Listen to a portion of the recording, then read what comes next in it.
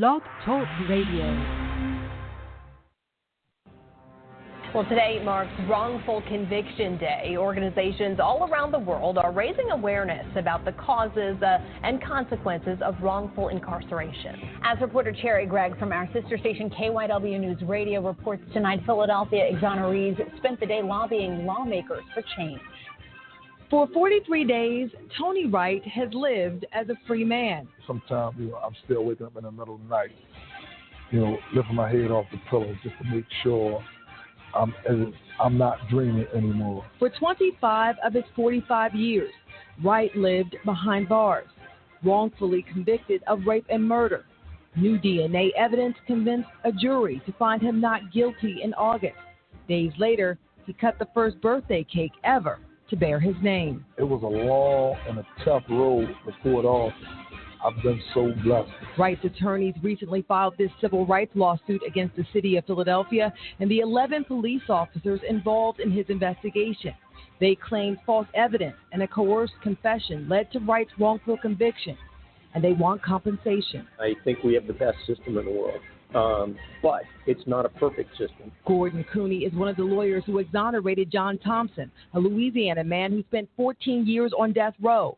They proved prosecutors withheld evidence and won $14 million for their client, but the U.S. Supreme Court overturned the decision, making it difficult to get compensation. Federal law now presents very few opportunities for compensation for somebody who's wrongfully convicted, and it's really then up to the state legislature. Well, I want to advocate for those guys in there that don't have a voice, like I once didn't have a voice. Wright went to Harrisburg today with other exonerees. They want Pennsylvania to become the 38th state that supports those the system fails to protect. Cherry Gregg, KYW News Radio for CBS 3 Eyewitness News.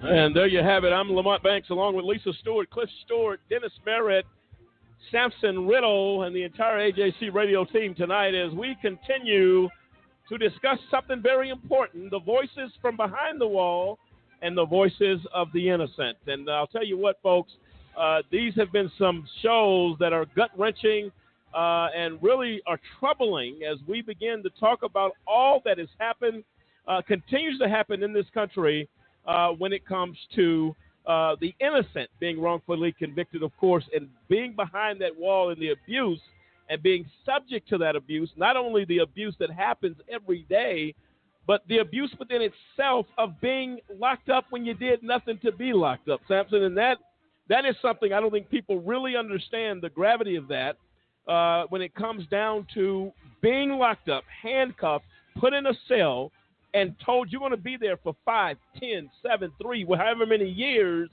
and you've done absolutely nothing wrong. How horrible is that? I mean, it would be absolutely terrifying to just about anybody. You're sitting there, you're innocent, you've done nothing wrong to even deserve the living hell that you're going to be put in for the next however many years.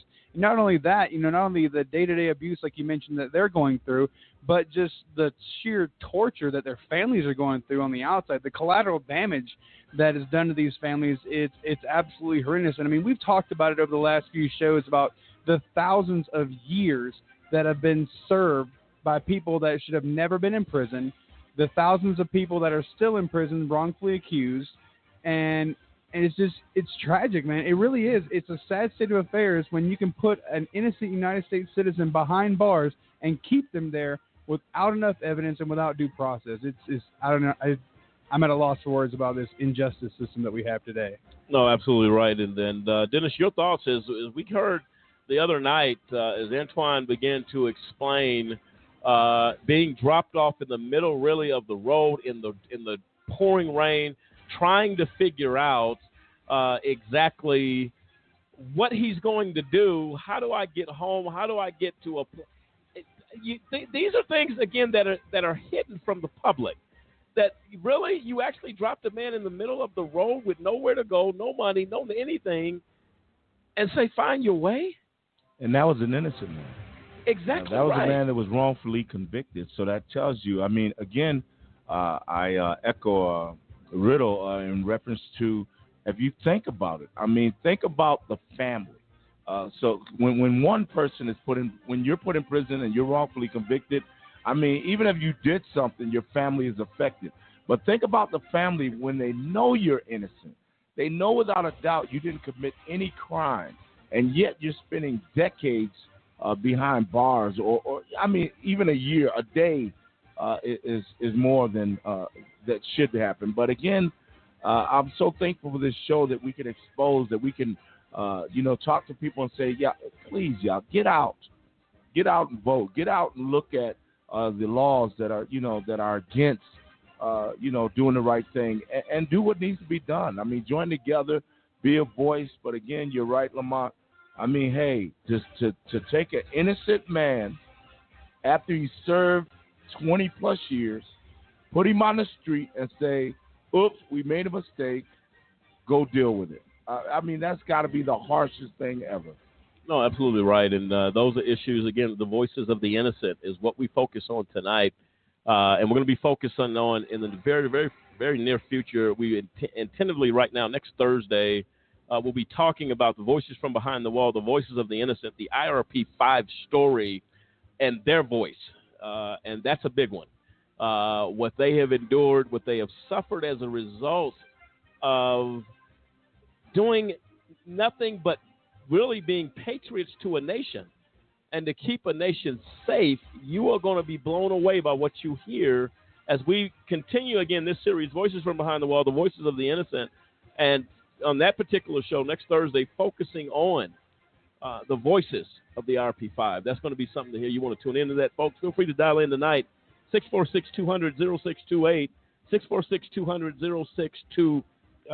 And we'd like to hear your comments as, again, we're going to get into some discussion tonight in regards to the wrongfully convicted. What is involved with it?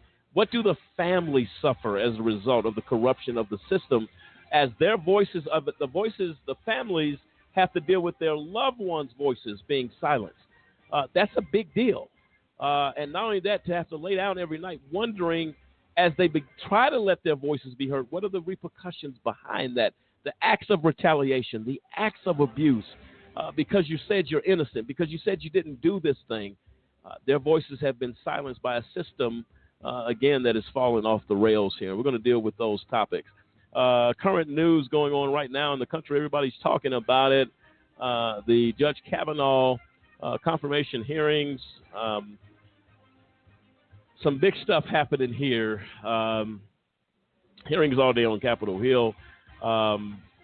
Sampson, as we look at that, and again, it's not a court of law, but there have been some compelling things going on in those hearings today. I don't know if you've been privy to any of that information of what's been going on today in those hearings. Very emotional, very heart-wrenching stuff that we're hearing on both sides. It's difficult to find your way through that maze of information. It's a difficult situation. So yeah, I haven't been privy to update myself on that yet today. I have been following it before, just to hear the number of people that have come out on both sides. I guess both sides of the fence on this. The composure of one of the ladies that's involved versus Mr. Kavanaugh's composure during the hearing today. I overheard was polar opposites of one another, to say the very least. Being like she was very cool, very calm, very collected in the way she presented herself, the way she handled the hearing, versus Mr. Kavanaugh came across as being a bit flustered, highly emotional, and a bit irate. So it's going to be interesting to see where this goes. I mean, with this many people coming out about that, I mean, there's got to be some merit somewhere to what these ladies are talking about. They're not just going to all, Yep. And we're talking about Christine Blasey Ford. She was the young lady who wanted her story heard, wanted an FBI investigation. The entire process of the confirmation hearings of Judge Kavanaugh has been unorthodox, if you will, from normal procedure, in my opinion, when From the beginning of these hearings, information being withheld. You're talking thousands of documents that had not been, there was no time to go over. Perhaps had it been taking its time, its process, the reading of those documents, where members of the committee could actually ask the tough questions, ask the questions that may be in some of that information, and for that to be ignored and rushed at a very quick rate. And had they gone forward and not even granted a hearing, well, we got 5 women now whose stories would have been simply ignored. That's a big deal. Yeah, absolutely. And if it doesn't do anything, it teaches us, Lisa, that in this process, somewhere along the way, there's a reason why it needs to be. And again, politics is all over the place in this one. But at the end of the day, hypothetically, they push that vote through, and then after the fact, all of this stuff comes out. Then it looks like the committee did not do its due diligence to get the job done. Absolutely. I mean, and they were fighting against doing their due diligence because they want to just push things through because they want their agenda in place, which I think is it's a travesty. That shouldn't be just about getting this man in that we want to get in. That's not the point. The point here is making sure that things are done the right way. I mean, granted, they don't do that with anything else in this country, but on occasion when it can be done, they need to do it. They need to do it. No, absolutely right. Cliff, your thoughts? Yeah, I think that that although this whole process with Judge Kavanaugh and trying to getting pushed through to the Supreme Court, I mean, it's been a fiasco going on, and with Dr. Ford coming this morning, I mean, her testimony. I watched her entire testimony, and it was heart-wrenching. I mean, you can't say anything else except that this woman at some point in her life was assaulted by a man and was scared to death, and you have to commend her for coming forward and giving her testimony. Everything that went on, it was very, very difficult to watch. She was very credible, and that somewhere along the way something very bad happened to her. Judge Kavanaugh was a little bit twisted, to say the least, with some of the members of Congress. He did come back and apologize for some of his, less than judge-like behavior. But you kind of, at the end of the day, are left at, okay, it's he said, she said, and what are, both sides on the committee, what are they going to do? Well, the Republicans, what are they going to do? Those who were on the fence, are they going to make a decision, against him or for him? Anybody can say, but it was quite interesting. But to watch the process on how, when people say, yeah, Congress isn't getting anything done and they're failing the American people, this today kind of highlighted that do you guys ever work together? That was kind of what I took from it. And can you get a straight answer from anybody that is on the panel? It's like if it's not their political agenda, you're not going to get a yes or no. Just left at the place in your mind that, hey, what is going to be the outcome? And only time can tell. Nobody knows how each person is thinking, but we just go from here. I think one point that I forget the senator that made this point today is that this girl, grown woman now, was 15 years old. Right. If you think that's not something, they say all the time that and again, this is what we talked about the other night, those that have made a mockery of the Me Too movement with frivolous stuff. It makes it difficult for people who have really suffered trauma to come forward, because now you have a lady, you say, well, why did it take so long? Well, I was a 15-year-old girl. Nobody, out of embarrassment, many times, out of blaming themselves, many times, at her age, at the age of 15. That's why there are things that come out years later that I never talked about it. She brought it up in counseling, and for anybody to suggest this is a conspiracy, that back in 2012 or 2010, one of those years, she confided in a therapist and shared that she had talked to her husband prior to getting married, that she had experienced sexual assault. And so this is what's insane about the theory of a conspiracy.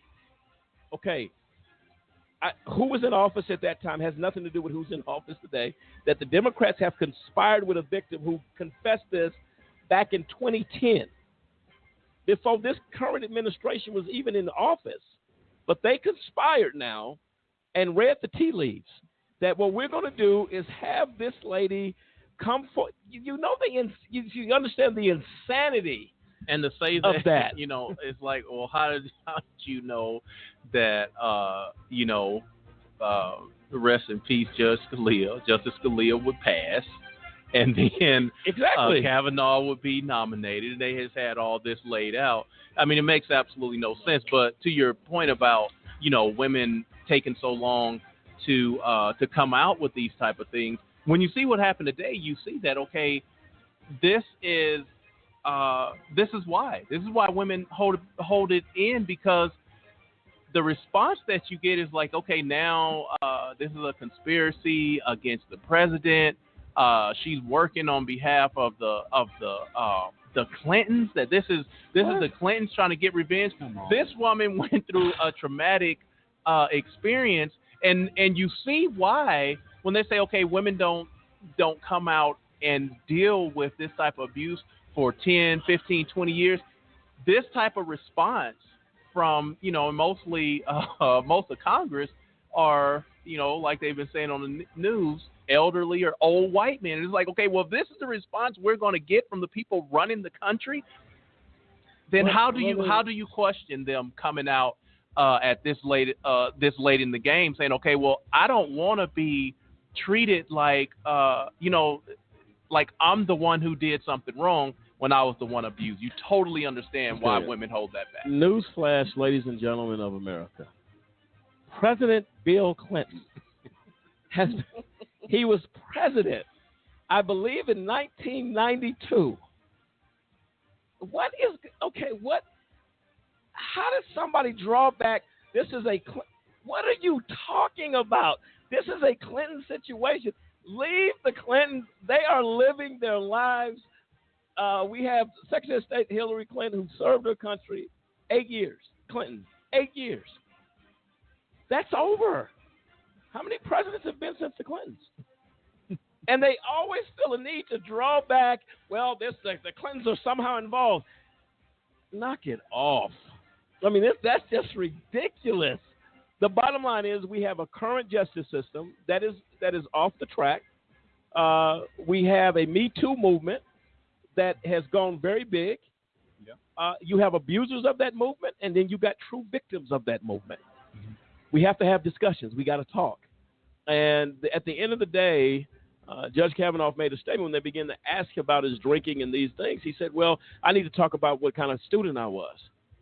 You can be an A student and be messed up. You can be a straight A student, an athlete on the football field.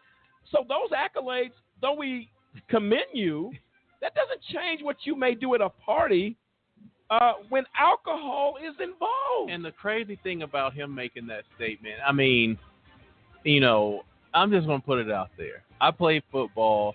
The coaches protect you. They make sure that you're great, whether you're doing the work or not.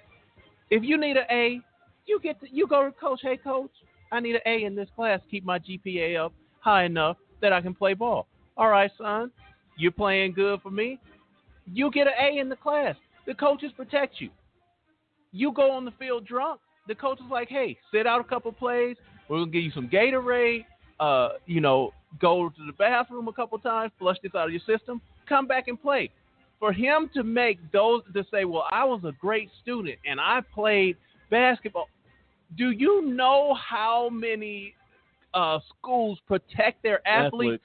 That I thought that was the worst thing he do. I'm like, okay, so you're saying that you basically like, yeah, I drunk some. You were a protected athlete that you could have been studious. You could have got the grades yourself, or your coaches, the school could have done it for you. that is not a response to an allegation of sexual assault. Those two things are totally on two ends of the spectrum. And at the end of the day, folks, if anybody knows about high school, you know about college. Look, I was in high school at one point. You know what I mean? People go out, they drink, they have parties. Things happen. People are doing things. At the end of the day, and this goes out to anybody who tries to say, and I'm not saying this necessarily specifically about Judge Kavanaugh, in general, to go out and say, well, the guy was drunk. Well, you made a decision to get drunk. And if you know you can't hold your liquor without doing crazy things or acting in a very out-of-control way, well, the responsibility still stops at your front door that I didn't have to pick up that drink, and nor did I have to drink to that magnitude that I'm not – you're still – if I get in a car drunk and kill somebody driving that car, they're not going to say, well, he was drunk. It's not his fault. It's alcohol. Well, you made a decision. Guess what? You're going to prison. That's where you're headed next because you made a decision to drink that alcohol. We are responsible for our actions no matter what they take us to. And if alcohol takes you to a place that's not good, the consequences are the same. We'll see how this plays out. Again, I wasn't there. I thought the testimony of the young lady was compelling. I thought it was, it was very much to the point. She stayed cool-headed. Judge Kavanaugh, in my opinion, seemed to, I don't want to say lose it, lost control of the dynamics at times, and that could very well be because the emotions of this thing has been very difficult. I'm not calling it one way or the other. I'm simply saying we'll see what happens. Politics all over the place here. We'll see how that plays out. Ladies and gentlemen, we're coming back. Voices from behind the wall, the voices of the innocent. AJC Radio Just Cause continues our discussion of the voices that have been silenced. We actually make those voices not to be silent any longer as we speak for the voices from behind the wall. This is AJC Radio. We'll be right back.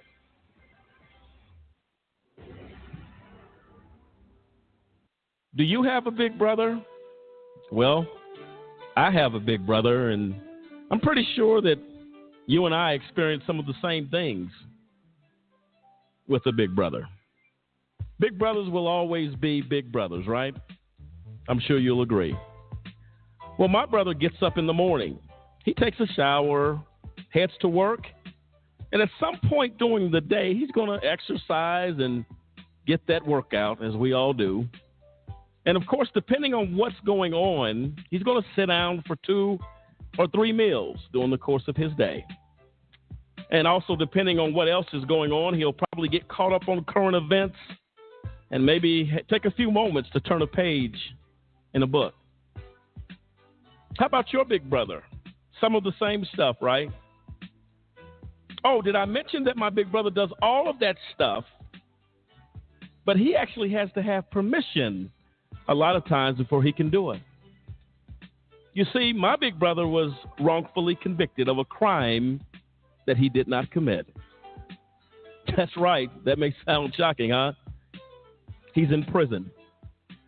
Wrongful convictions impacts families in ways you cannot begin to imagine. But I've decided that I'm going to do something about it.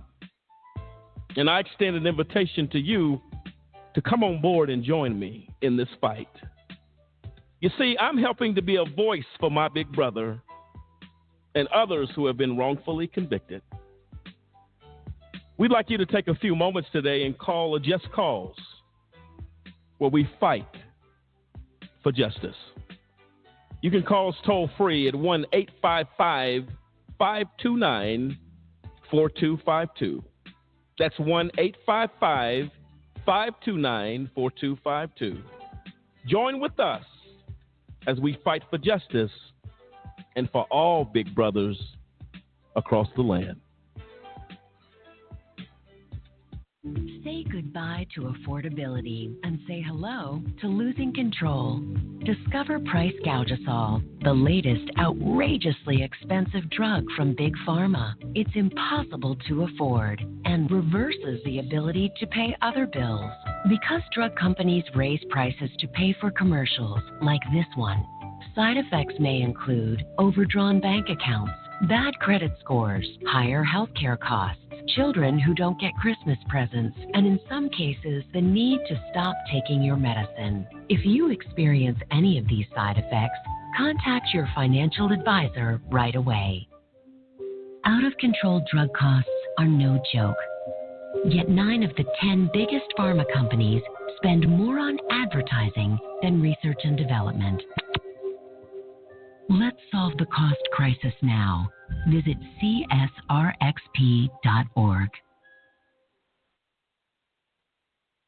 I can solve difficult problems for a Fortune 500 company. I can run a successful business. I can manage your home improvements. I can publicize your message. I can motivate your audience. I can put my military experience to work for your company. I can teach your children. I can boost your bottom line. I can add value to your workplace. I could be a loyal and productive employee. But I can't put my skills to work for your organization if I'm not given the opportunity. If you don't recognize my talents and ability. If you don't hire me. If you don't have an open mind and a workplace that's open to everyone. If you don't realize that America works best when everybody works. What can you do? What can you do? What can you do? You can remember that it worked. It's what people can do. It's what people can do that matters. Nearly 50 million Americans have disabilities. Capitalize on their talents with employment practices that benefit everyone. Learn more at whatcanyoudocampaign.org. Sergeant Michelle Garcia served meritoriously in Iraq and has the medals to prove it. Soon after leaving the Navy, Lieutenant Chris Scott found a job, a home, and started a family of his own. Corpsman Richard Stokely took the skills he learned in Vietnam and put them to good use as a paramedic. But soon after leaving the military, each of these veterans fell on hard times and faced homelessness. Even after Michelle lost all her savings, even after Chris wasn't able to pay his mortgage, and even after Richard battled alcoholism for years, they each reached out for help when they needed it most. A simple phone call put them in touch with a trained professional from the Department of Veterans Affairs. That call got Michelle a place to stay until she could afford one of her own, put Chris in touch with employment assistance, and found Richard a substance abuse program. These veterans are success stories not only for how they were able to help others while serving their country, but for how they were able to let others help them. If you know of or are a veteran in need, make the call. You're broken down and tired of living life on the merry-go-round.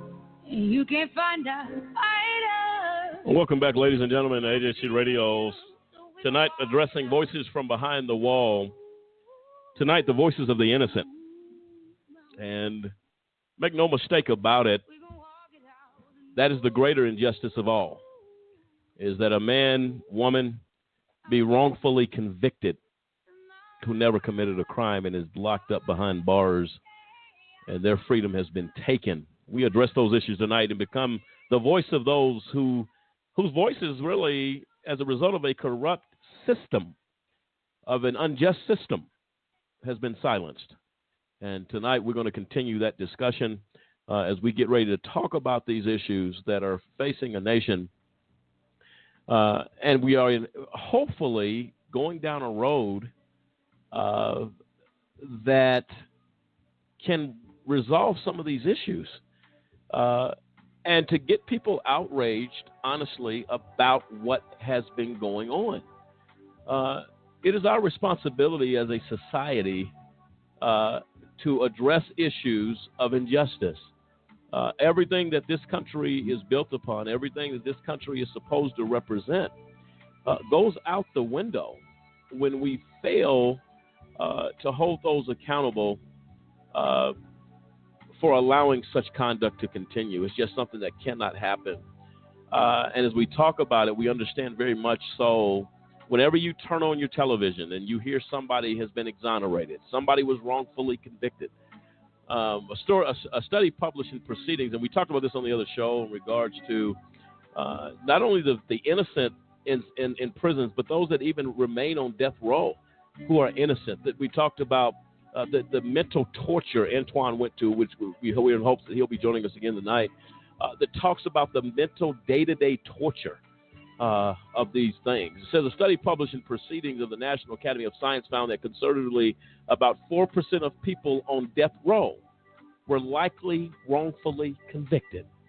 There currently are about 2,900 people on death row around the country, of whom under that formula, about 120 are likely to have been wrongfully convicted.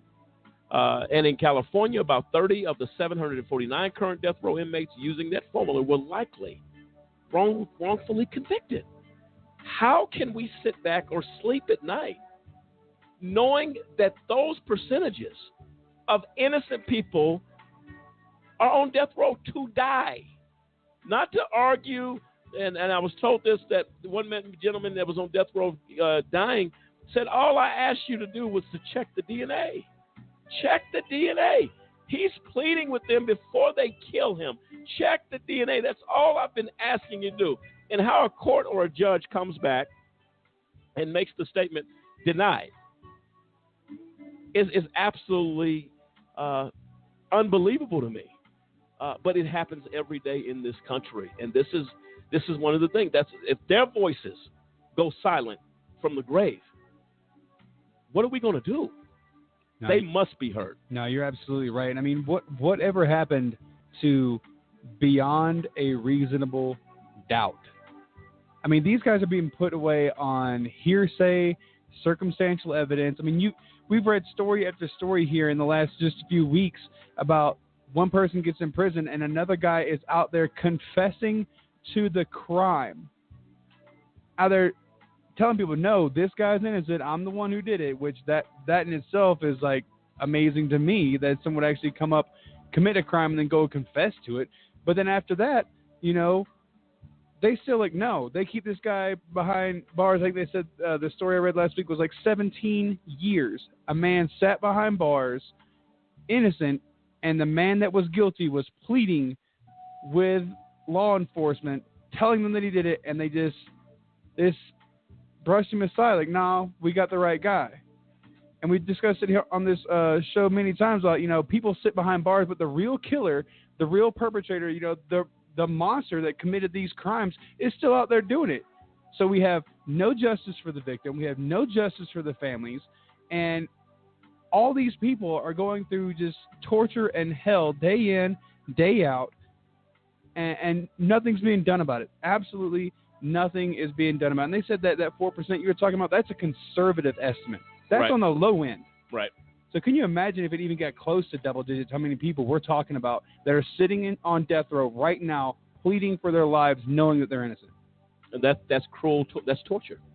That's torture. It's not like you know, they're going to let you out in a week. It's not going to happen. No, you're scheduled to die. And again, as I said before, the death penalty is an issue in a perfect world, a perfect system where nothing has gotten wrong. And I still wouldn't agree with it. But you definitely don't have a leg to stand on when you have a flawed system of wrongful convictions being overturned every day because somebody didn't do their job. Some detective didn't provide evidence. Some prosecutor decided to abuse his discretion. Some judge decided to just let something go.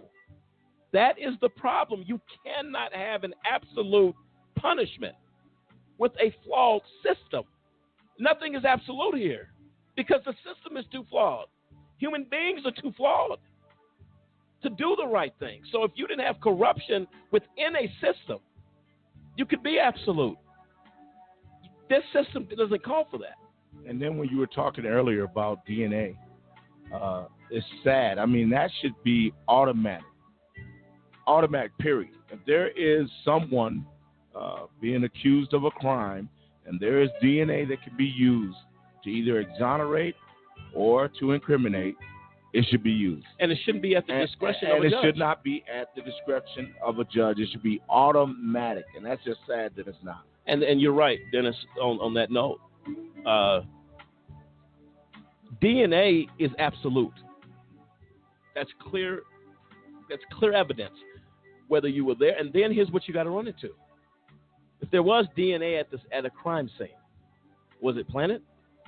That's true, too. Did somebody take it off? I mean, oh, yeah, it's crazy. The lengths that people will go to to lock somebody up in this country. There's nothing off the table of what people will do to get a person. It's not about justice. It's not about punishing those who did. We left that a long time ago. This is politics. It's big money. It's big business. How many convictions can I get? How many bonuses can I get for the convictions? How many promotions can I get for the number of cases that I send to conviction? That's not justice. That's not about in the interest. You hear that sometimes, in the interest of justice. You're right. I don't think we have that anymore. In the interest of justice? If the interest of justice was about hearing the voice of the voiceless, our prisons would not be overcrowded today. Our incarceration percentages and rates would not be there today. The reason we know those rules don't apply, the numbers don't add that up. They don't bring you to that conclusion. When you have an overmass incarceration problem, it has nothing to do with justice. It's about warehousing human bodies and making as much profit as I can while abuse goes on behind those walls every single day. People are dying in solitary confinement. People are dying on yards, being stabbed to death. Innocent people who should never be there. And we constantly want to go into, we have the greatest system. What world are you living in? Because it's not the real one. What world are you living in? We're going to play a clip about collateral damage of wrongful conviction. Let's hear it.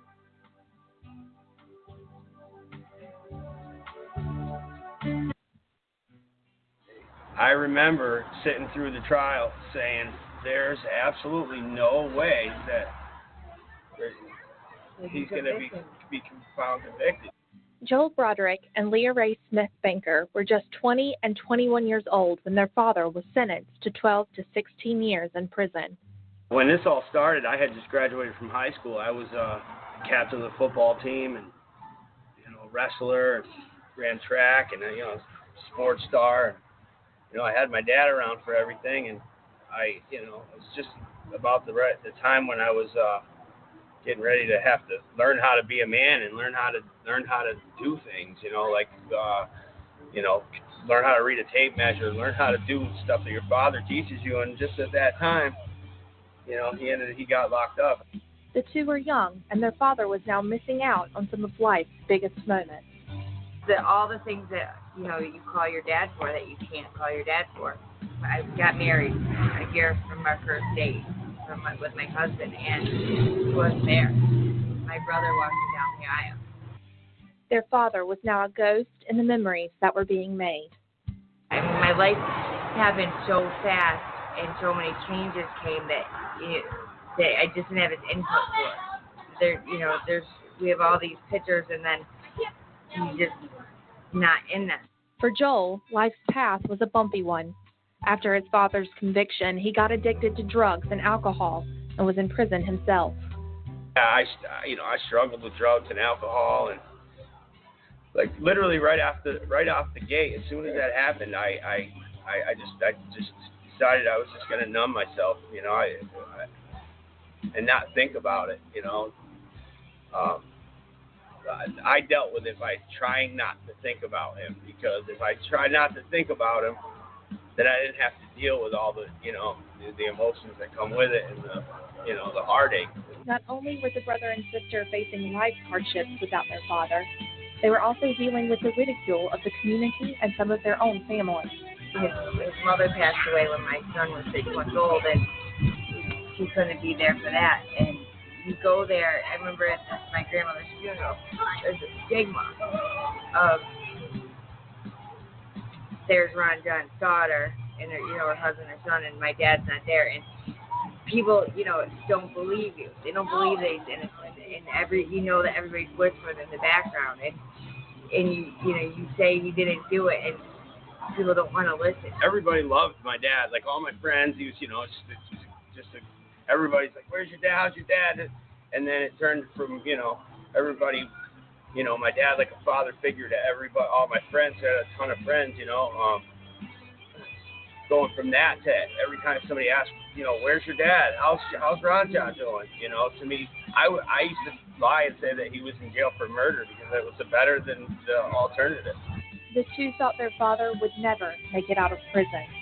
All these appeals were coming up, and then we were like, definitely going to get out on this one. Definitely. And a year would go by. And then I would talk to him on the phone, and he would say, it's going to, I don't know, son. It might be another year. They said, we are going for another appeal to pay for what's in, but you know how long?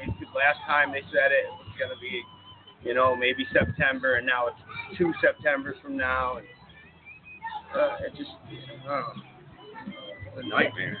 I remember thinking that my kids are never going to know their grandpa. They're never going to have a grandpa. He's going to die. He's not young. It's not like this happened when he was 30 years old. Right, he was 56 years old, and over a decade had gone by, and he's never going to know these beautiful grandkids, and I know that he would be exactly the grandfather that he is today. Despite their father's absence, Leah Ray still remembers the few things he could do for them while he was locked away. He would send birthday presents and for all the kids all the time, dream catchers. He spent so much time in there thinking about us and our family and doing stuff for the kids.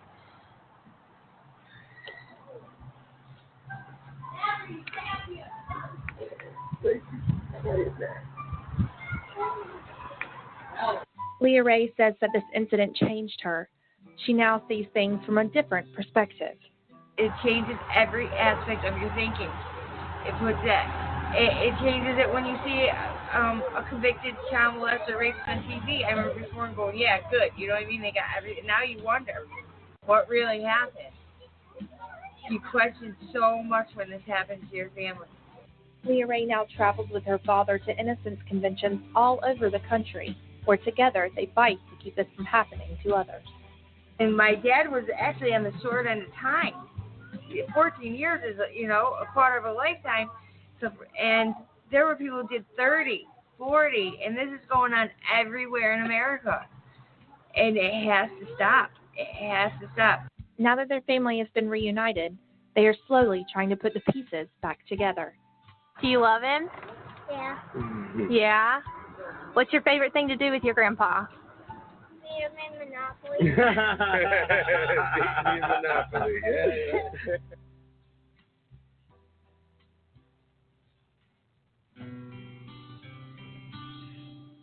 Oh, there you have it. The wrongfully convicted. I mean, you lose a father, you lose a brother, you lose a sister, you lose a mom or grandma in some cases, grandfathers. Their voice just goes silent, and their families now become that voice. The effects of wrongful imprisonment are devastating for exonerees and their families, yet few services exist to support the mental health and successful social reintegration of the exonerated. Immediately following their release is when the exonerated most need assistance when meeting their basic needs: employment, housing, transportation, education, physical and mental health care, and public benefits. Few states, however, provide exonerees with immediate support services to aid their transition. And unlike those who have been paroled, exonerees are not entitled to, nor are they well suited for reentry services that target criminal risk factors. In other words, the exonerated get the worst of both worlds: the stigma of prison, with none of the support services available to those who serve time, while compensation is available for a select few. That does little to address the horrors of wrongful imprisonment. And again, exonerees. Do you know what that means, folks? They should have never done time. That's right. So not only are you punished again in society for being in prison, period, we're not going to give you nothing, though we robbed you of everything through that wrongful conviction. That is incomprehensible to me. Right now, joining us, Antoine Day, gentleman who we've become familiar with. He's been on the last couple of these shows regarding the voices from behind the wall, and has brought true insight to what is going on in our prisons and the voices of the voiceless. And Antoine, are you with us? I am. I'm here. Good evening. Hey, thank you so much for joining us again tonight as we continue our discussion, Voices of the Innocent.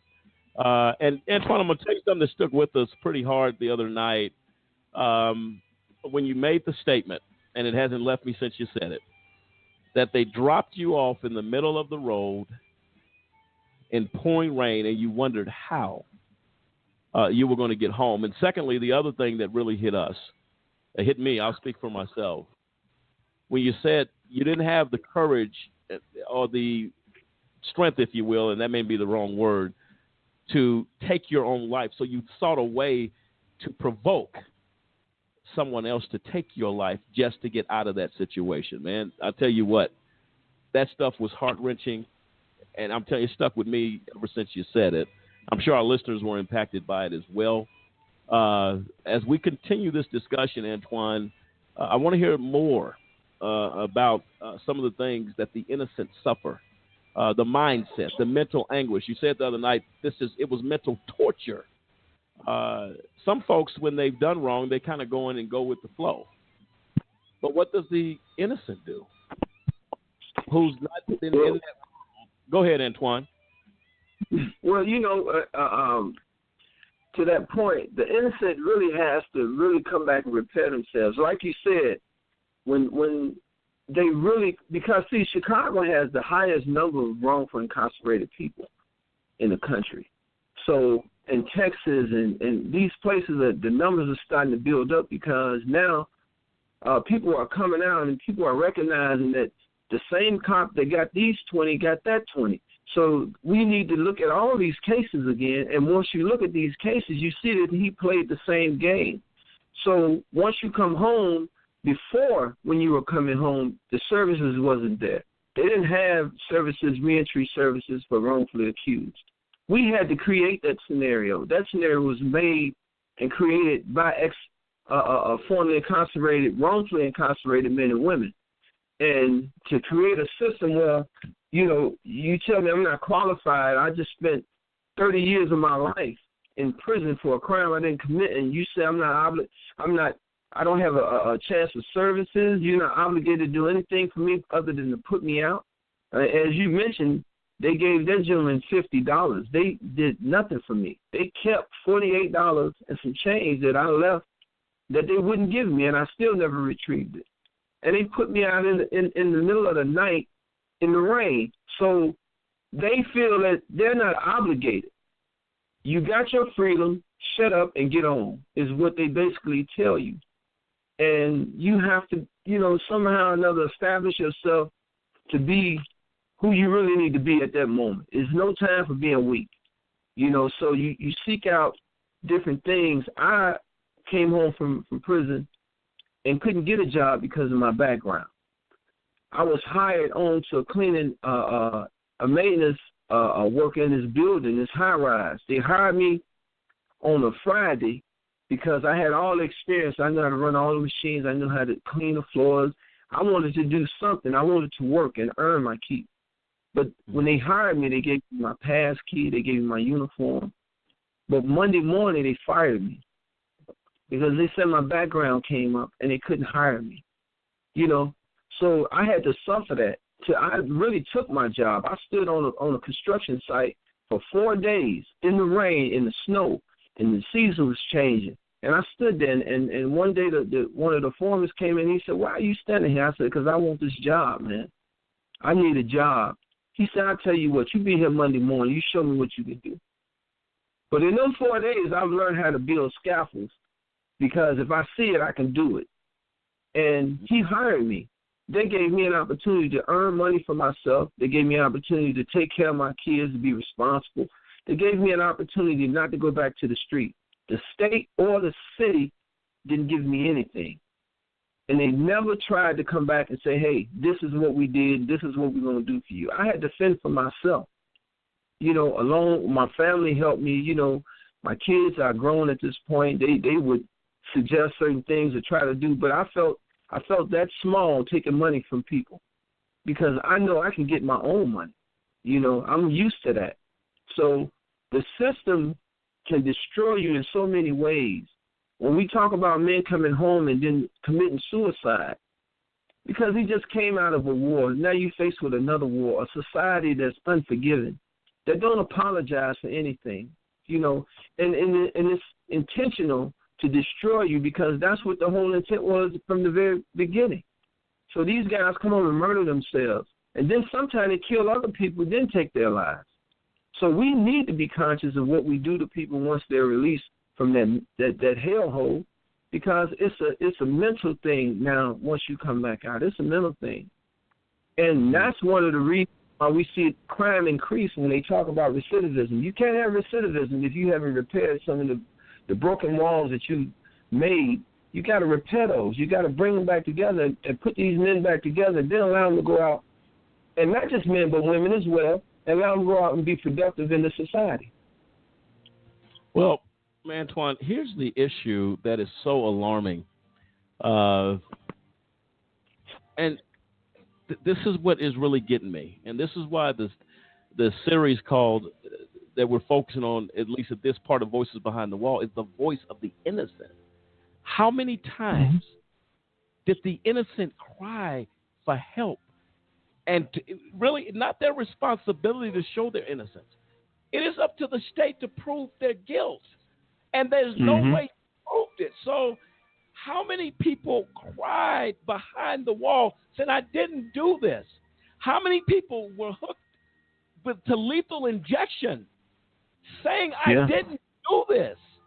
And they went ignored. This is why the voices of the innocent must be heard now. Because if we don't call attention to the voices of the innocent now, they may be in a body bag by next year. Yeah. This is the purpose of that, right? Yes, and definitely let's thank God that George Bush ain't still in office, because he killed so many innocent people knowing that they were innocent. False fireman statements and stuff took a man's life because they said he killed his family, but it was proven that he was at work when this occurred. They made it happen because they didn't do no investigation. They seek nobody else but him.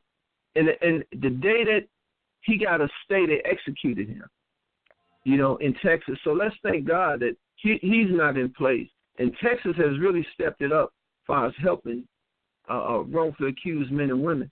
So, but when you speak about, that's getting out.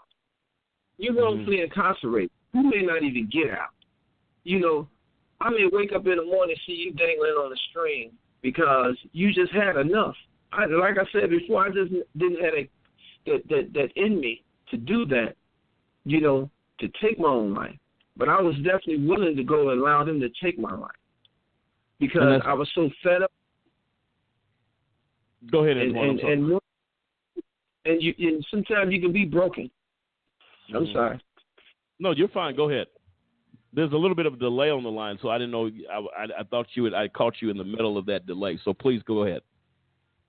Oh, you know, and I have saw where men go to jail for raping a young lady or a kid or something, and then found that they didn't do it, right? But the torture, the pain that these people suffer is tremendous. You couldn't imagine what was actually going on with, you know, and that these took place because now you got inmates playing judge and jury. So they're convicted twice, you know, and they're beaten, they're raped, they stabbed, they you know, mistreated in so many ways by so many people because everybody know your situation and people look at you, you know. Yeah, so it's true. Yeah. And I think one point we have to look at, there are plenty of responsibility to go around for how wrongful convictions happen, where through folks and folks who are in law enforcement, not all of them, are contributors to silencing the voices behind the wall because of things they've done to get a conviction, a wrongful one. It's not like, oh, my goodness, we found this out after he was locked up. No, there are premeditated steps taken to convict the innocent, therefore silencing them and their voices going silent before they ever get behind the wall. It becomes the silence is deafening. after they get behind the wall.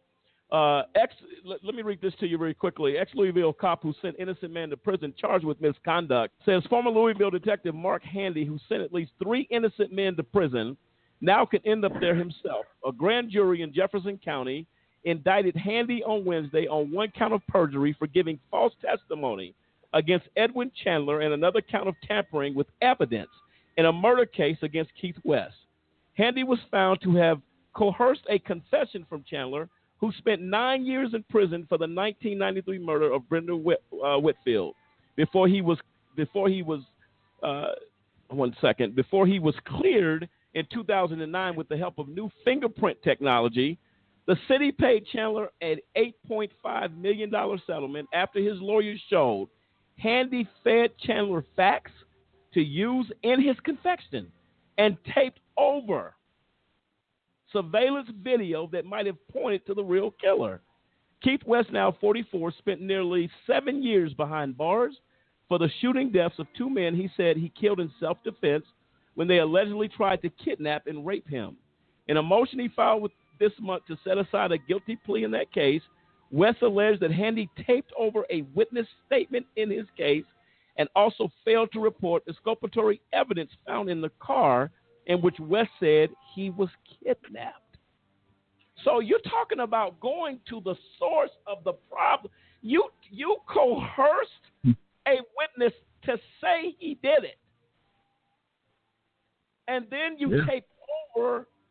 That is insanity to me. It shows you like the links to what some individuals, like you said, it's not all law enforcement, but it's the links that some individuals will go to get a conviction, to help fill a bed and line somebody's pocket. But what is the motive here? To me, are you just too lazy to do an investigation? Yeah. Are you just? Are you just saying, we don't want to be bothered? But these are lives.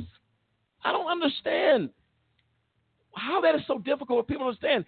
These are the lives of men and women. You are tearing homes apart because you say, and the efforts you took to tape over testimony and evidence, you could have found the killer. And I think Cliff or Dennis, you alluded to the other night, but you just let a real killer sit out there. Mm-hmm. You just let him go in and kill again, but you took an oath to serve and protect. I think we left that, Antoine, a long time ago. It's not that none of those things are about law enforcement anymore. And again, I'm not saying every we got some good cops out there. We got some good deputies out there. We got good prosecutors out there. We got good judges out there. Let me be clear on that. But man, do the bad apples hurt the whole bunch? It's killing us as a society. Go ahead, Antoine. Definitely. So that's one of the reasons right today I'm a court advocate for juveniles. I want to be in a courtroom. I want to be in a police station. I want to be wherever when they're arrested. At BBF Family Services, we really get out to our community because it's about community. It's about wraparound services. And know some of the things that we are faced with in our community. The ignorance will, it will rape you of everything, and have you sitting in prison the next 30 years. There are so many cases.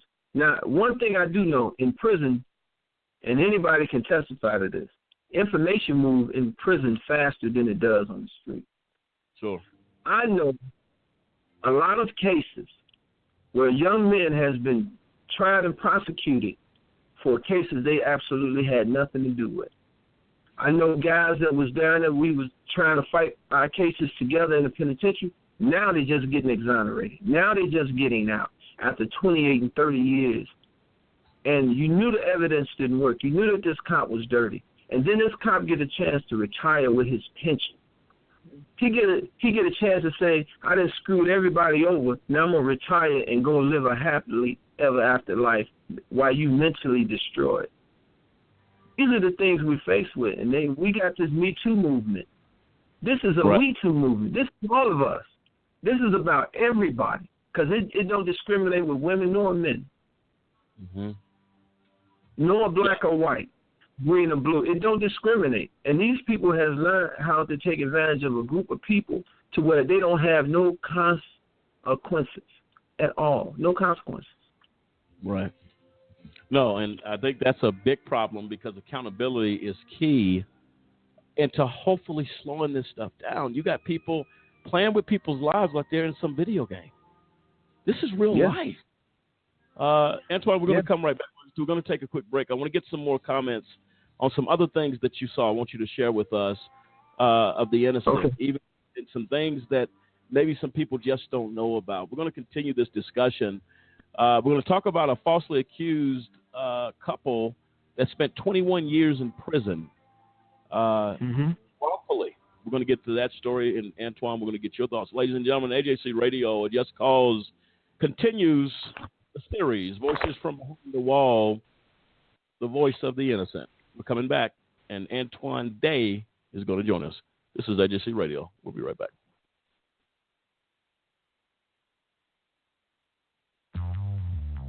For a kid whose mom or dad is in prison, life is tough. Now add a wrongful conviction to that. Life just got a little bit tougher. Trying to explain to friends why mom or dad is not at the school play or at the ball game is something that no kid should ever be faced with. Especially if mom or dad is innocent. Ladies and gentlemen, get involved today to stop the epidemic of wrongful convictions. By remembering a Just Cause with a monthly, annual, or one-time donation, you can help in the fight against wrongful convictions. Call a Just Cause today. 1-855-529-4252. We seek justice for the children as they go to bed at night and mom's not there, dad's not in the other room to make them feel safe. Not because dad or mom did anything wrong, because justice could not be found. Join us for the children, for they truly are our future. Let's just be honest. When we look across the street to the Supreme Court and we see equal justice under law, when you have drug laws so severely, disparately enforced against some groups, let's take African Americans, for example, there's no difference between black and white marijuana usage or marijuana sales, in fact. But blacks are about 3.7 times more likely to be arrested for it.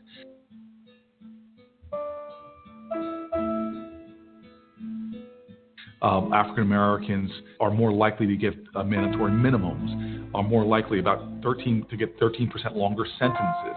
And it's created these jagged disparities in incarceration. In my state, blacks are about 13-14% of the population. They make up over 60% of the prison population. And remember, the overwhelming majority of people we arrest in America are nonviolent offenders. Now you've got this disparity in the arrest, but that creates disparities that painfully fall all along the system. When you get arrested for possession with intent to sell, do it in inner city, now you're within a school zone. So now you have faced an even higher mandatory minimum. Now you're 19 years old with a felony conviction, possession, intent to sell in a school zone. Forget even all that. If you just have a felony conviction for possession, what do you face now? Thousands of collateral consequences that will dog you for the rest of your life. You can't get a Pell Grant. You can't get business licenses. You can't get a job. You're hungry, can't get food stamps. You need some place to live, you can't even get public housing. And what that does is created within our country concentrated areas where you have massive levels of men being incarcerated. You create a caste system in which people feel like there's no way out. And we're not doing anything as a society like we know we could do, because there's tons of pilot programs that show if you help people when they are coming back from a nonviolent offense, that their recidivism rates go dramatically down. If you don't help them, what happens is left with limited options. Many people make a decision to go back into that world of narcotics sales.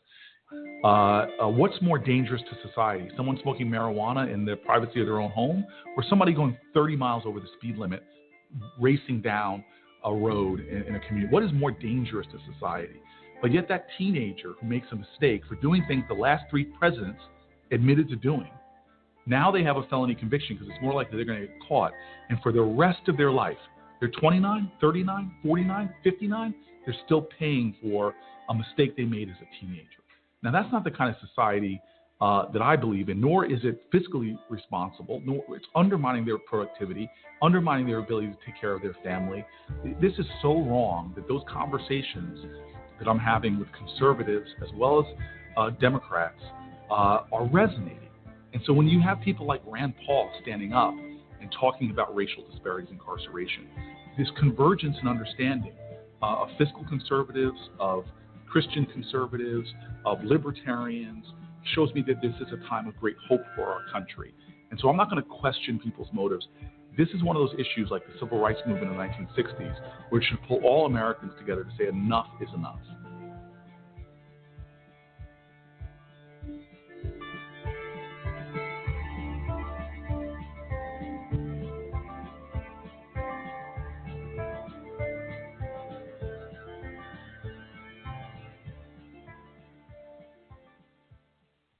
I wanted to be in the military since I was a kid.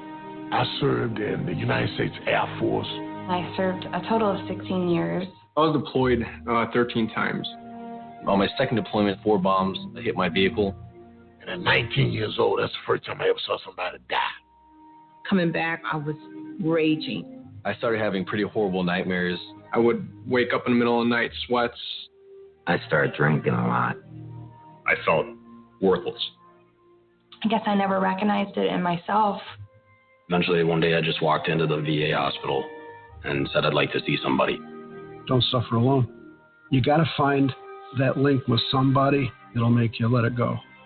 It all starts with going to the VA. There's a whole community of veterans that just want to help you out. Come back, so you owe it to them to live well, because they're not here with their families.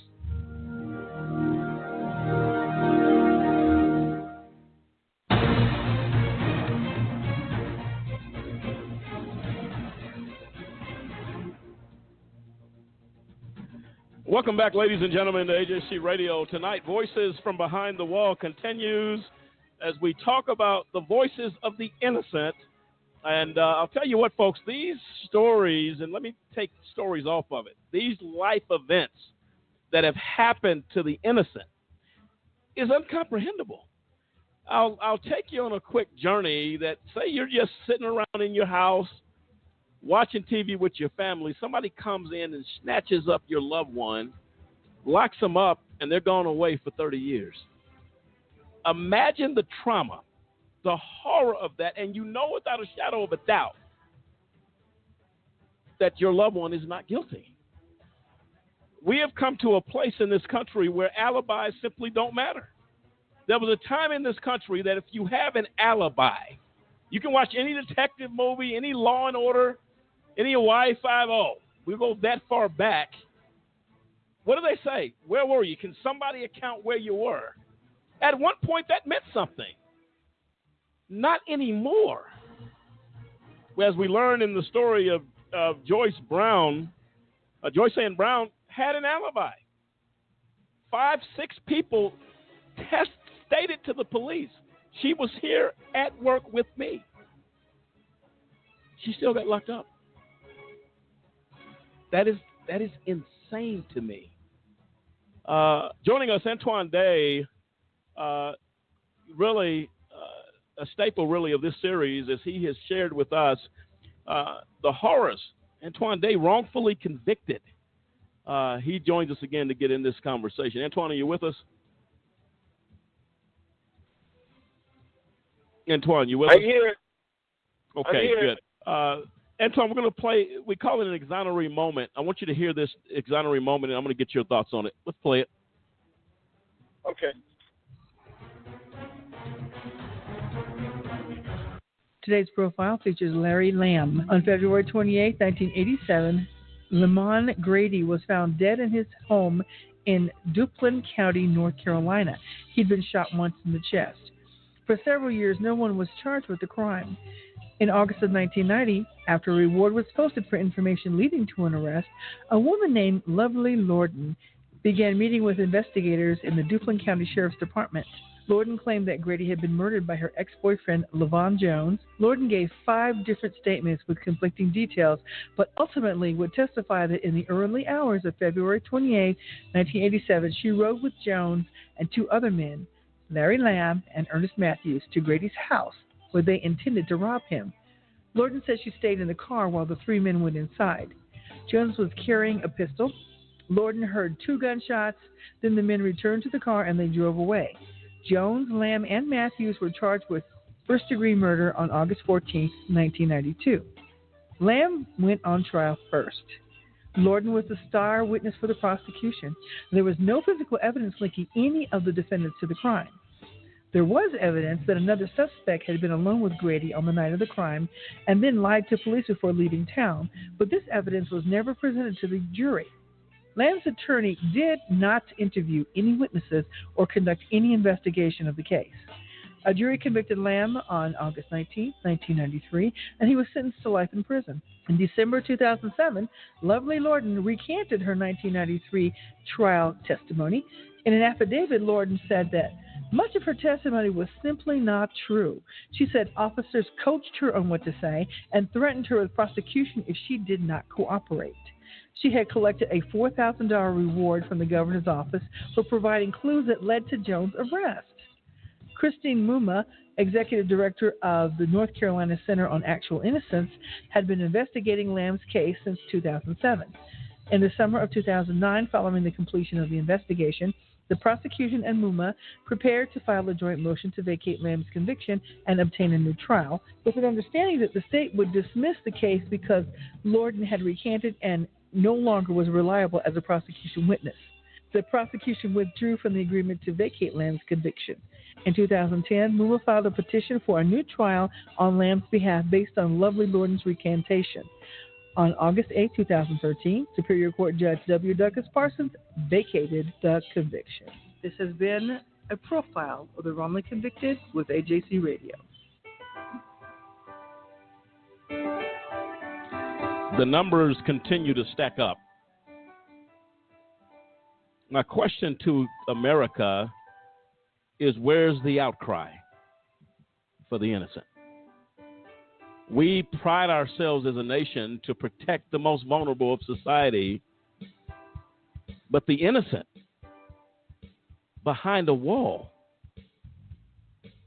is our most vulnerable. Sampson, your thoughts on that? That clip right there, I mean, I was sitting there listening. They interviewed no witnesses, looked at no evidence, but they still convicted people. I mean, it's staggering to even think about it. Like, it's almost laughable if it didn't really happen. Right. You know, it's just how have we gotten to this point in our society where you don't have to have any evidence other than the fact that you want to put somebody behind bars and you get to steal decades of their life. And you get, again, and we've talked about it time and time again, you're not only stealing their time, you're stealing, possibly their lives, their families. I mean, like, you're causing a chain of events that are just completely traumatic, not only to this person, but to their family. And you're doing it with nothing to support it other than the fact that you want to do it. No, absolutely right. Antoine, your thoughts when you hear that? Man, so it's so familiar to my case, because in my case, I was 6'2", light-complected with long curly hair. I'm every bit of 5'10", dark-complected, short hair. Total opposite of what they said this guy looked like. But I was arrested, and then once I was arrested, I was threatened. If I don't lie on somebody else, that they were going to put everything on me. I couldn't see myself having somebody else locked up for something they didn't do, and I just don't see it. So I'm very aware of that situation, and it's appalling, man, when you think about the lives that they destroyed. When they incarcerated me, my daughter was raped. My daughter was raped by her mother's husband, who now sits in the Las Vegas prison. But my daughter was raped. I could have been home to protect her. Yeah. I could have been a father to my son when they were playing football and basketball. I could have been at those games like you said in the beginning. You're not just destroying that person. You're destroying a generation of people, because now this mental piece has to go on and on and on until it repairs itself. So these police don't think about what they're doing to the entire family. You know, like the gentleman's mom took her life once he came home because she was under so much pressure. So we really have to think about this, and society has to wake up and quit segregating, you know, people in what's wrong and what's right. What's wrong is wrong. Right is right. It's simple as that. And to accuse a man or a woman and send them to jail, and you haven't even interviewed witnesses. You have nobody. You know, and it's crazy, and it happens all the time. No, absolutely, Antoine, and it's just troubling. As we said, the lengths that people will go to convict a man, a woman, and have them locked up. I'm trying to wrap my hands around that, and I'm having a difficult time doing it because it falls to me. It's like a system that is just out of control. We talk a lot on this show about the value of life. Human life simply doesn't matter. The quality of life. The fact that men and women have the right to live a happy life. And nobody understands, as you say, Antoine, the toll that's taken on a family, the tears that are shed, the unhappiness.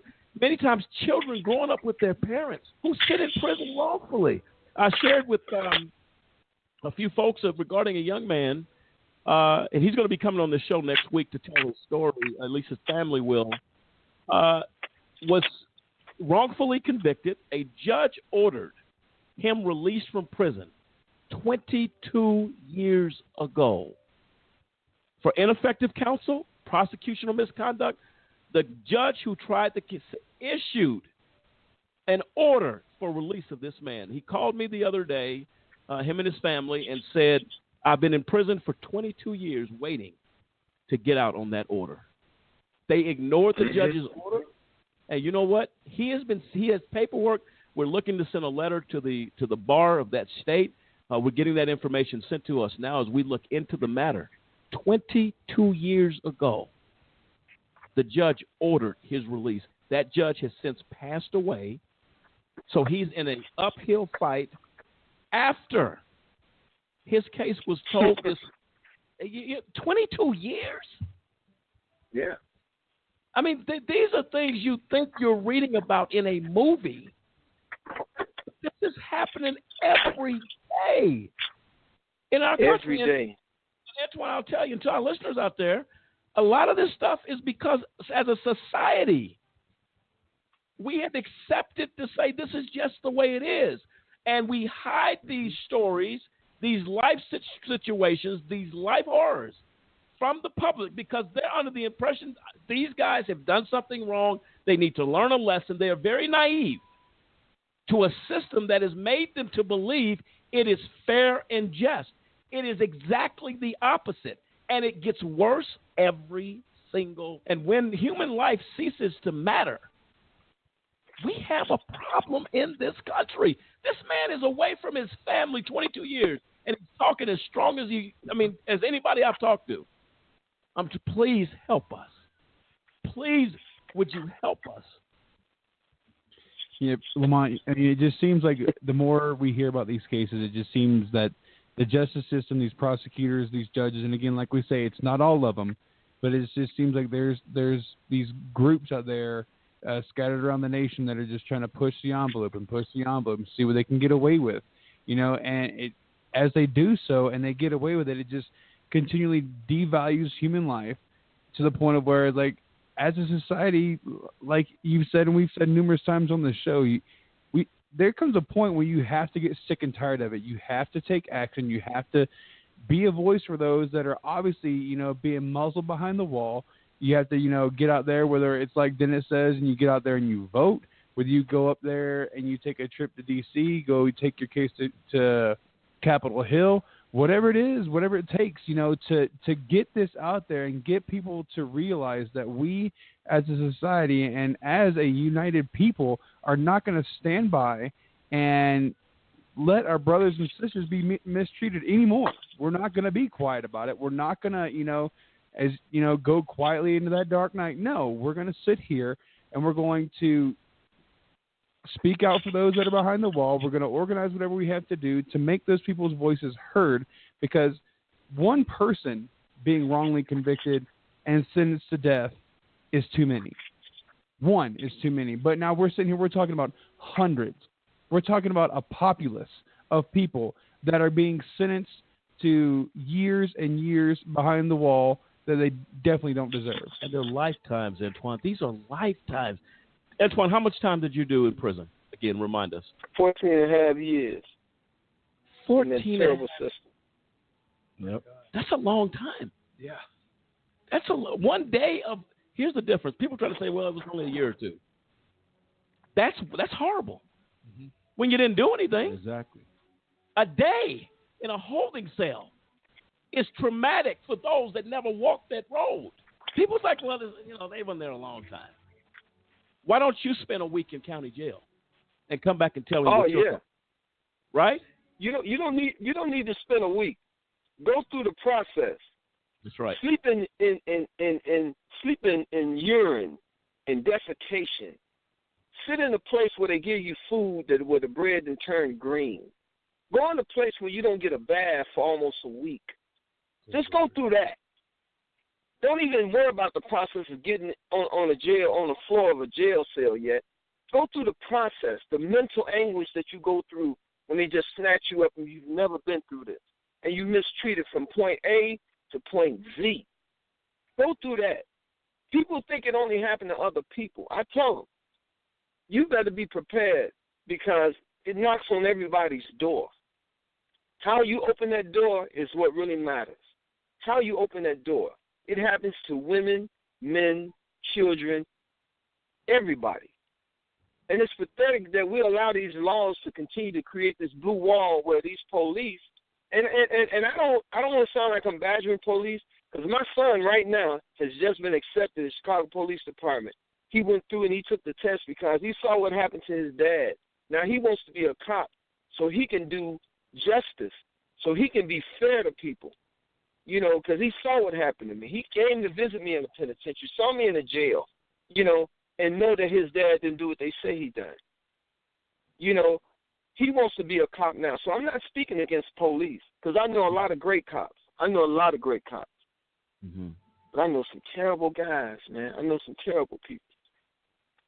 Yeah. I hear you, Antoine, and I think, look, those are profound points. Congratulations to your son for his acceptance to the police department there, and hopefully he will be a voice that makes a difference. Our thoughts and prayers will be with him. But listen to this, man. You're welcome, sir. This says man killed himself after false rape claim despite text that proved his innocence. Ross Bullock was 38 years old when he killed himself after his accuser, who cannot be named for legal reasons, made allegations of rape against him. Bullock denied the accusations and had kept text messages between the two as evidence of consensual sexual intercourse. The two meet in February 2015 and had sex at his place of work. They'd also exchanged a series of flirtatious messages to one another. However, a month after meeting up, Bullock was arrested and questioned by police on suspicion of rape after the woman made an accusation to the authorities. He killed himself at the age of 38. Yeah. Again. Yeah, people. You had, Antoine, Go ahead. I'm sorry, but yeah, I know that happens so many times, man. People are so afraid of jail, man. Jail is a hell, and people would rather just get it over with. But I didn't mean to cut you off, but I'm appalled at that. And then the other part to that is once you've been done that way, and they find out that you're innocent, the person that accused you, nothing happens. Nothing goes on. Ray spent 30 years in prison for a rape they know he didn't commit. When she finally admitted that she lied, there was no recourse. There was nothing going on. Absolutely nothing. So when we on this radio and we telling people what it is that take place, we're not trying to punish anybody, but we want people to be honest enough to execute the law. Let the law continue to be executed, whether you are a judge, whether you're a dirty cop, whether you're a lying witness. Everybody should know that you just can't go through life locking people up wrongfully and then nothing's going to happen. No, absolutely right. And I agree with you, Antoine. There are no consequences. That's major. There is no recourse for lying to officers or giving false statements. In these cases, the innocent. This was the prime example of the voice of the innocent that had proof of that innocent. His voice was silenced. The police never heard it, never regarded it. He showed it to them. Now you're telling me it doesn't matter? My life doesn't matter? My voice doesn't matter? He takes his life at the age of 38. This is real stuff here, folks. This is real life and death. What about the mother of that young man? His siblings. And that's what people don't understand. You have to look at it. There goes you, there goes me. Like Antoine was saying, one day it's going to knock on your door. Why wait till it knock on your door? I mean, start doing something about it now, because I agree with him 100%. It's going to happen. Somewhere in your family, somebody's going to get pulled over or accused of something that they didn't do. And because we kept silent, because we wouldn't say nothing, because hey, it's not my family. Hey, I hope everything goes well for them. But I agree with you, Antoine. We got to get out there and we got to speak up, and we got to start making our voices heard, and we got to say, hey, enough is enough. Too many, one person being in prison wrongfully is greater than anything. So when we're talking about hundreds and thousands, and that's just out of hand. But we have to come together and say enough is enough, and then we got to push for laws to be put in place so that there are consequences for wrongdoing, whether it's prosecutorial or a police officer or a witness. I mean, hey, you gave false testimony, you purged yourself, you're going to prison. And until we do that, we're going to continue to deal with what we're dealing with right now. And they do not. They don't live by that code. You're the friend of the prosecution. Well, have a nice day. Mm-hmm. Can I buy you lunch? Because you just helped us lock it. I mean, you're not going to come after them and bring charges. But that's the problem, Antoine, in this system. If I don't feel a sense of consequence, as you said earlier, Antoine, if there are no consequences for what I do, what message do we send our society to our children? I'm going to say just straight out. There should be no immunity for prosecutors to break the law. That's true. I don't get immunity. If I go and hurt somebody, I'm going to jail. But a prosecutor can step in a courtroom and trample the innocent under their feet without consequence. How does that jive? How does that work? That shouldn't work. Well, like you said, Lamont, I mean, we're working with a broken system. I mean, if the law doesn't apply to everybody, then why does it apply to anybody? I mean, that's where we're really looking at it, right? I mean, the law is supposed to be absolute, right? I mean, that when I was going through school, that's the way we were at least taught it was supposed to be. Right. But now when you get out into the, real world application, that's definitely not the way it is, because yes, people get away with falsely accusing others of all types of crimes. Like you said, prosecutors and judges get to just blatantly ignore evidence. I mean, I'm looking forward to the show where we talk about the IRP5's case. So a judge blatantly just disregards I don't want to see evidence. What do you mean? That's your entire job. The oath that is taken, it's no good anymore. No, it's words on paper. The oath? Words on paper. In the interest of justice. We hear these cliches. It's a joke. Let's just call it what it is. How do we get around it? How do we fix a system that people are culturally in cultural quicksand. You hit them in their pockets. I'm telling you, you have to. Right now there's maybe 21 states that compensate, which is out of control. It should be mandated compensation, and you need to hit them hard. Everybody, I don't care who you are. When it comes to a dollar, oh, believe me, and it's taxpayers' dollars. After a while, somebody's gonna get fed up with paying a bill because of your incompetence, or because of your neglect, or because of your prejudices. Eventually, we have to change laws, of course. We got to change the laws. But again, I think changing the law along with compensation and then accountability, meaning that if you put someone in prison under false pretense or you use devices that are against the law, you're going to jail too. And here's the problem. The good old boys network of our criminal justice system? Alive and well. It's alive and well, buddy. Yes, sir. So, yes. Go ahead, Antoine.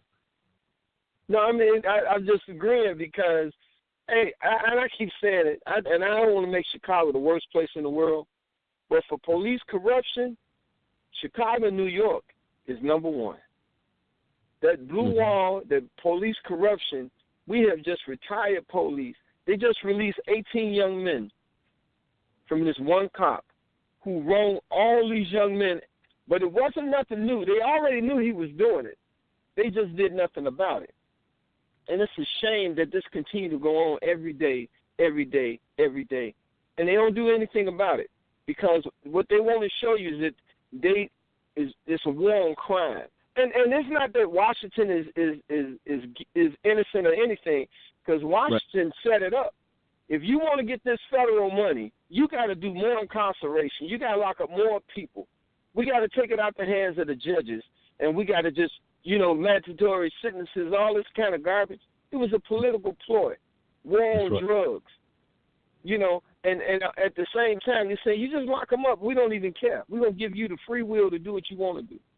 And by the time they get out of jail, we all been retired. This is what we're faced with today. And they keep cutting off the head and wonder why our communities are in such bad shape, because the body has to raise itself. It can't raise itself if it don't have a lesson, something to learn from. And that's why our community is in terrible shape right now. And I see it every day here in Chicago. Oh, I agree, Antoine, without question.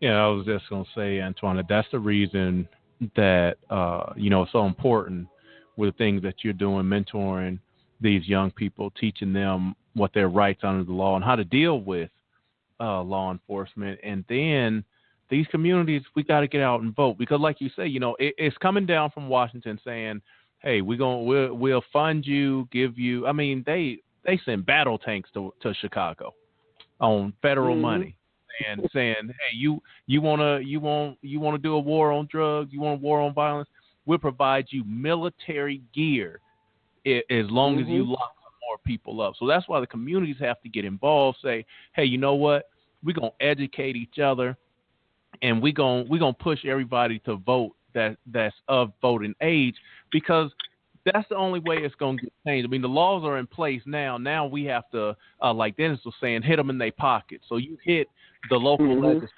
hit the local politicians, saying, hey, if you keep up this foolishness, let Washington send another tank in here, and you're gonna have a citywide civil unrest on your hands, because we're not gonna accept it. We're gonna take the law and apply it for ourselves, and let you know that we are not just going to sit back and let you destroy our community, let you take our young men and strip our fathers from us, to basically, like you said, pull the heads of the community, incarcerate them, and then expect these youngsters to raise themselves in a proper manner. The community's got to get involved. We got to vote to take these judges and prosecutors, these DAs out of the picture, and get some people in there who have the community at heart. And that's as far as law enforcement goes as well. Well, and that's absolutely true. The big problem I have, we're talking about innocent people. It's wrong enough to just round up people and put them in jail for misdemeanor crimes or stuff that nobody's taking. You're just rounding everybody up that you can. Mm-hmm. The tragedy that we deal with tonight, the innocent. Understand a man or a woman that goes to work every day, pays their bills every month, enjoys their Thanksgivings, their Christmases, what life is about. The innocent. You're taking the innocent for no reason. That's the heaviness of this topic. The innocent. I'm just going to work. I'm paying my taxes. I'm at home at night. I'm not placed anywhere where a crime is committed. But the innocent? You just pick them. You got a grandmother who cops go through their window, this lady's window, and shoots her grandmother to death because she has a Pepsi can on her nightstand that they mistake for a weapon. You kill her dead.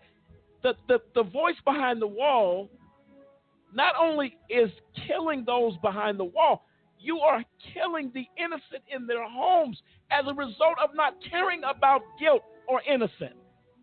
Rushing to judgment. These are voices of the innocent that cry from the grave. That are crying from the grave.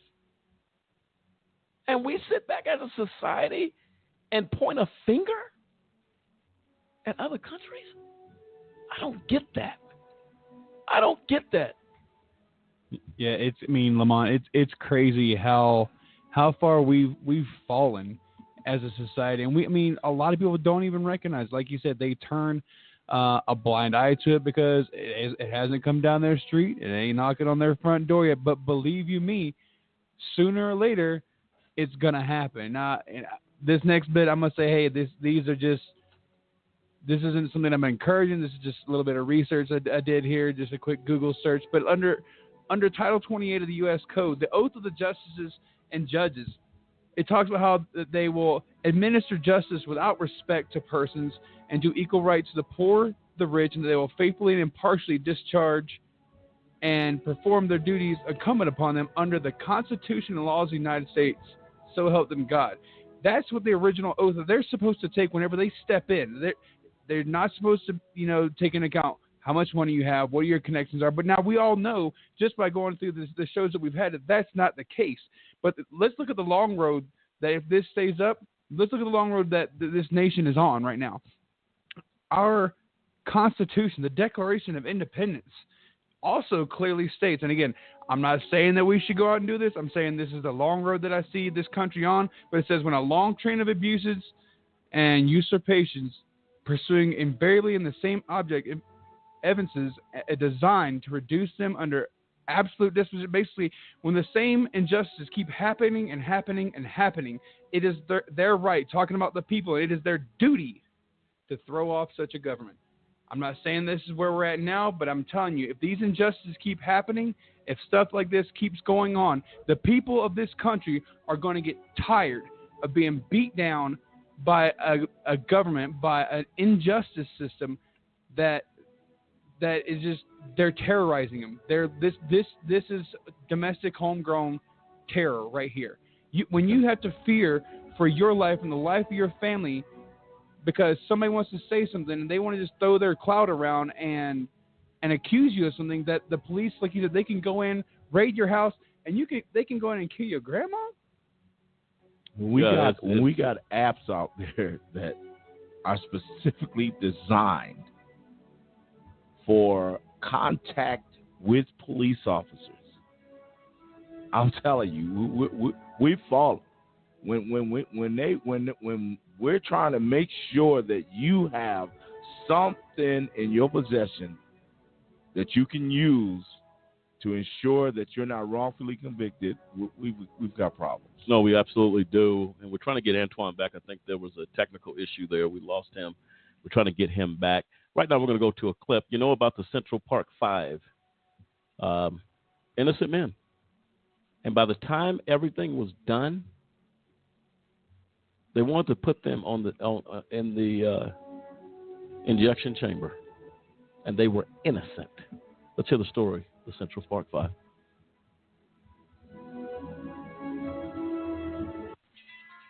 New York's mayor at the time, New York City's mayor, called it the crime of the century, the brutal rape and beating of a woman who was jogging in Central Park back in 1989.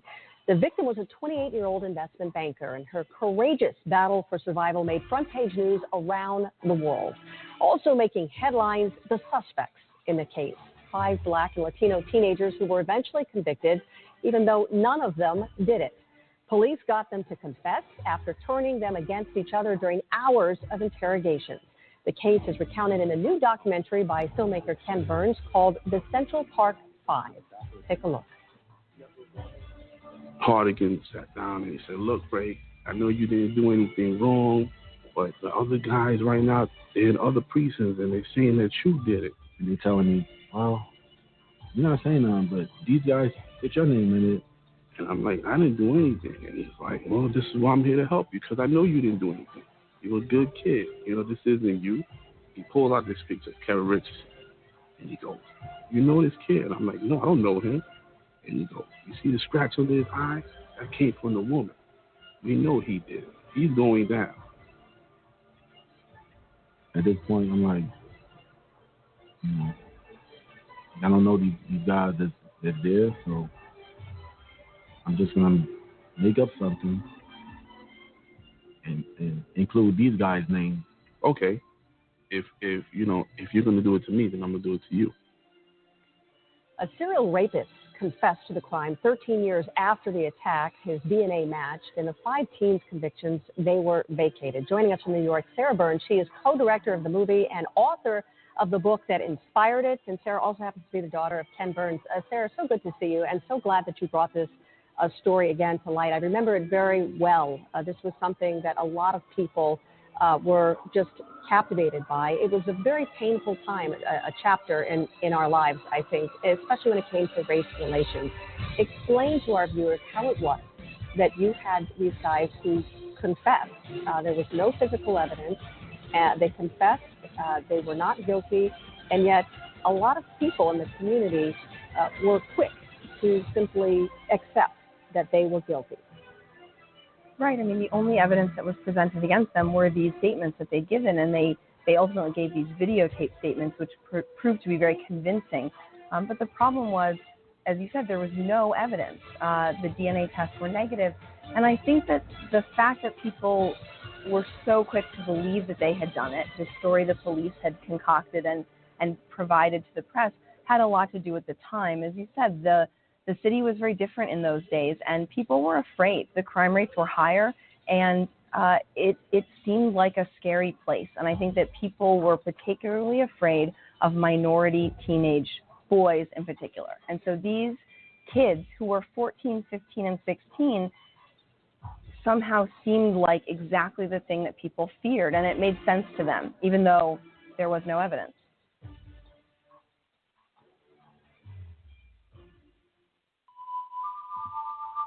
Well, there you have it. Unbelievable. You're afraid of teenage minorities. Why? Why? Society views the role of a prosecutor as being a seeker of truth, not a gatekeeper of false convictions.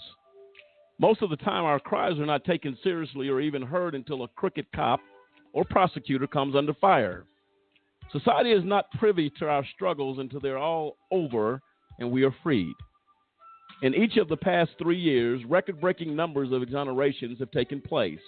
The scary thing is that in a third of these exonerations, prosecutorial misconduct was behind the exonerees' wrongful convictions. Our innocence claims are met with extreme resistance by our prosecutors, even when our claims have merit. And let's not leave out this withholding of evidence of our innocence by our prosecutors. That's right. They knew we were innocent, but they have continued to fight to maintain our convictions. These actions are a disgrace to honorable prosecutors who come to work every day to seek justice. That comes from Lorenzo Johnson. He's a contributor in prison for 22 years for a crime he didn't commit. He was freed July 11th, 2017. He hit it on the nail. Absolutely. To know that the innocent are innocent, and rather than go back and correct and do the work, boom, locked up. The Central Park Five, they were tried, convicted, and was told they need to die. And here's what doesn't make any sense to me. The DNA at the crime scene didn't match any of the Central Park Five. That's true. They said that the only way they got the conviction, they got them to turn on each other. You know, they sit there and just, you know, turned them on one another, got them probably separated in these different rooms, put them under some type of, you know, torture or interrogation technique, and just got them to say, oh, yeah, he did it. Yeah, he did it. Yeah, he did it. And it's ridiculous. And now, I mean, yeah, now these guys are going back after the state and after the city, but like we said before, you're taking these kids' lives away. But here's the problem, and I think we got Antoine back. I want to bring him back in on this discussion. Antoine, we lost you for a moment. Everything all right? Yeah, I'm back. Okay. I'm never going for long. Yeah. Thank you.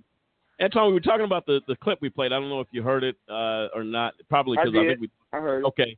About the Central Park Five. These guys were guilty. The reporter said people were afraid. Again, we're talking about the voices of the innocent. They made it clear we did not do this. It was ignored. Ignored. We don't care what you say. You look like five troublemakers, so let's go ahead and just pin this on you. Trayvon Martin lost his life. He was innocent. He did nothing but buy some Skittles and some iced tea. Mm-hmm. And he lost his life. Not alcohol. Not alcohol, but iced tea. He lost his life because somebody ignored the voice of the innocent.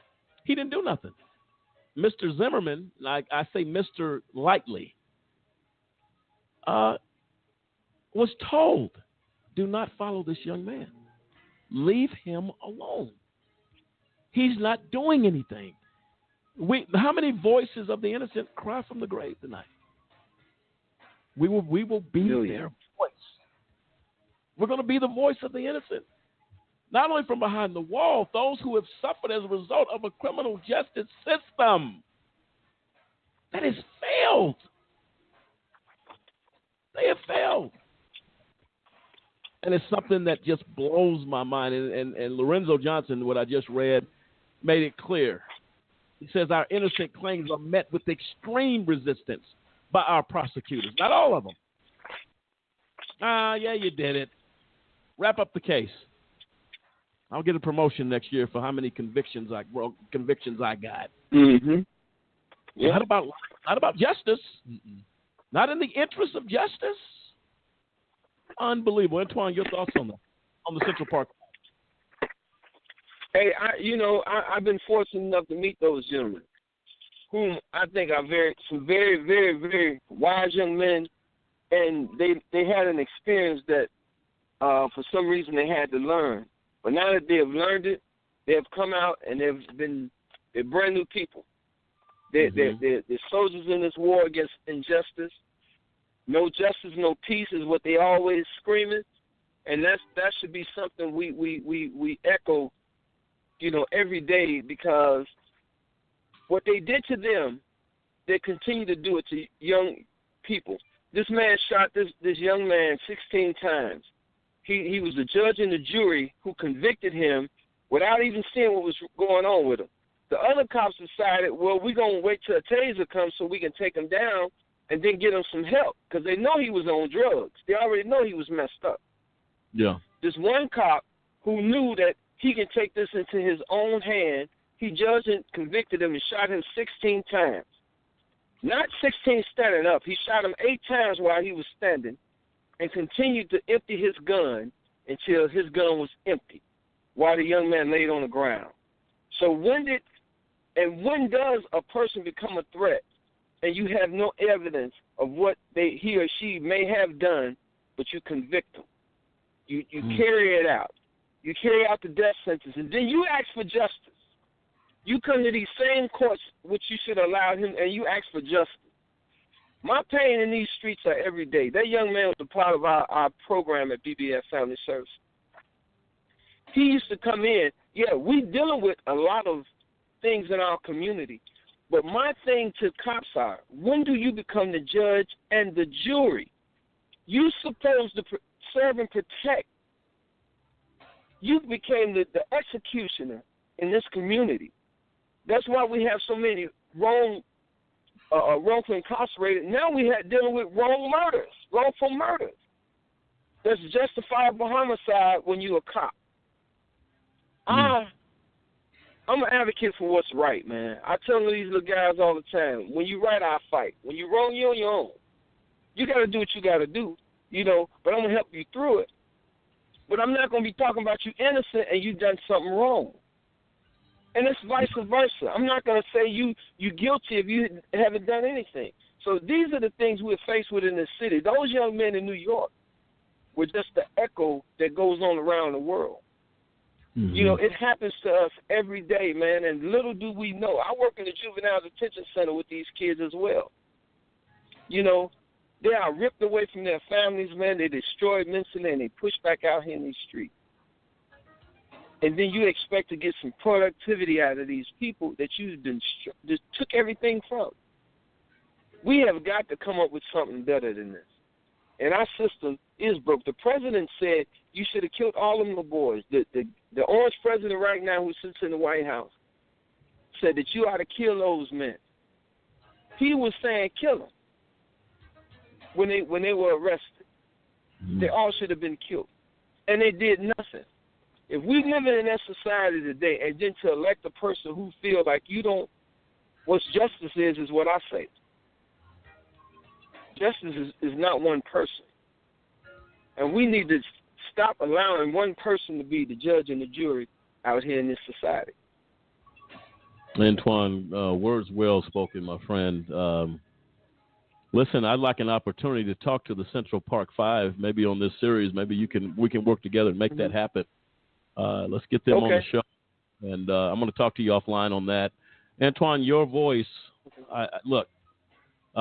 speaks volumes to me and to our listeners, I believe, everywhere. And I'll tell you what, everything you say that you've said on this program has been new every time you've appeared on this show. And we appreciate you taking time to work with us as we get this platform to get this message out. We're going to work together.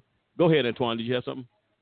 I mean, and I got to applaud you. I can't let you say all that and without me applauding you, because what you guys are doing, everybody should be coming out their pockets, swiping their cards to give you some sponsorship, because these stories hadn't been told. You on the air. Everybody's listening now. We're opening eyes. We get ears. We people are hearing this, and it's because of you guys. I'm here. Whenever you need me, whenever you need to use me, I'm here, because I'm a warrior in this fight. I want to be a battleship. I want to be a tank. I want to be here for you guys. Whenever you need me, man, I'll be here. We appreciate it, Antoine. We're going to work together. Let's work for next Tuesday to try to get the Central Park Five here, and you're always welcome to get into that discussion. We'd like to have a conversation with those men who suffered that injustice. They truly are voices of the innocent. We'll continue that next week. Have a good night, Antoine. We'll talk to you soon. Thank you. Thanks for your perspective. Peace. We appreciate it. Peace and love to all you. Peace. Thank you. There you have it, folks. Voices from Behind the Wall. Antoine Day, keeping it what they call 100 and keeping it clear. That is something that needs to happen. We appreciate his perspective on this show. The Voices from Behind the Wall series continues next Tuesday. You don't want to miss it. This is AJC Radio. Until next time, good night, America.